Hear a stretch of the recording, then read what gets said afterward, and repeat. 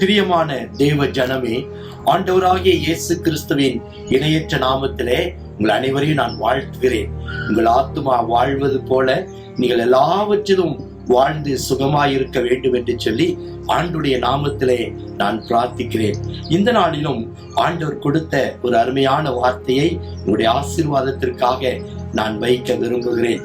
2 ராஜாக்களின் புஸ்தகம் 19வது அதிகாரம் 30-31 வசனங்கள்.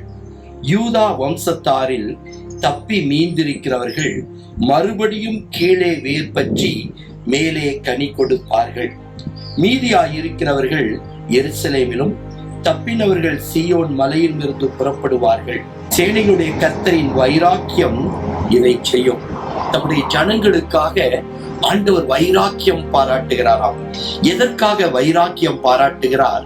முதலாவது, சத்துருக்களுடைய எல்லா சிறையிருப்பிலிருந்து அவர்களை தப்புவிக்கும்படியாக, அவர்களை மீட்டுக் கொள்ளும்படியாக, அவர்களை விடுதலை செய்யும்படியாக ஆண்டவர் வைராக்கியம் உள்ள தேவனாய் அவர் காணப்படுகிறார். அன்பு தேவ ஜனமே, எல்லா கட்டுகளிலிருந்து, சிறையிருப்புகளிலிருந்து இயேசுவின் நாமத்திலே ஆண்டவர்களை விடுதலை ஆக்குவதற்கு அவர் வல்லமுள்ள தேவனாய் காணப்படுகிறார். அப்படி ஆண்டவர் உங்களை தப்புவிப்பது மட்டுமல்ல, ஆண்டவர் என்ன செய்கிறாராம்? 2வது காரியம், நம்மை நிலைவரப்படுத்துகிற ஆண்டவராய் இருக்கிறார்.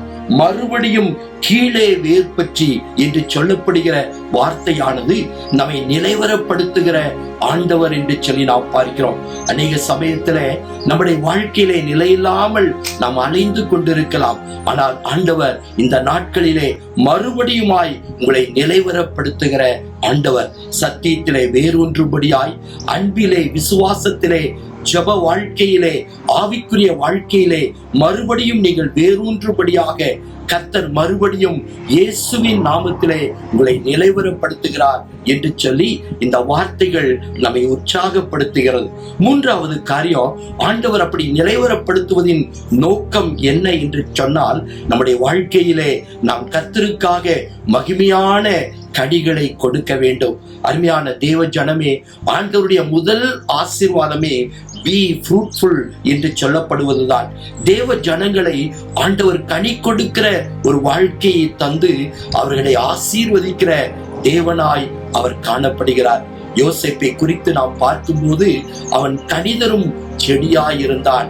அன்பு தேவ ஜனமே, இந்த நாட்களிலே ஆவிக்குரிய கனிகளை தந்து கர்த்தருக்கு பிரியமான மகிமையான ஒரு தேவ ஜனமாக கர்த்தர் இந்த நாட்களிலே உங்களை நிலைவரப்படுத்துவதற்கு அவர் வல்லமுள்ள தேவனாய் இருக்கிறார். ஆகவே சந்தோஷமாயிருங்கள். ஆண்டவருக்காக நீங்கள் பெரிய காரியங்களை நீங்கள் செய்ய போகிறீர்கள். கர்த்தரே ஆவியானவர், கர்த்தருடைய ஆவி எங்கேயோ அங்கே விடுதலையும் உண்டு என்று ஆண்டவருடைய வார்த்தை சொல்கிறது. ஆகவே நிச்சயமாகவே கர்த்தர் எல்லா கட்டுகளிலிருந்து இந்த நாட்களிலே உங்களை விடுதலையாக்கி, கடந்த நாட்களின் எல்லா போராட்டங்கள், பிரச்சனைகள், எல்லா சோதனைகள் எல்லாவற்றிலிருந்து கர்த்தர் உங்களை விடுதலையாக்கி இந்த நாட்களிலே மகிமையால் உங்களை நிரப்பி உங்களை நிலைவரப்படுத்துவாராக. May God bless you all. Amen.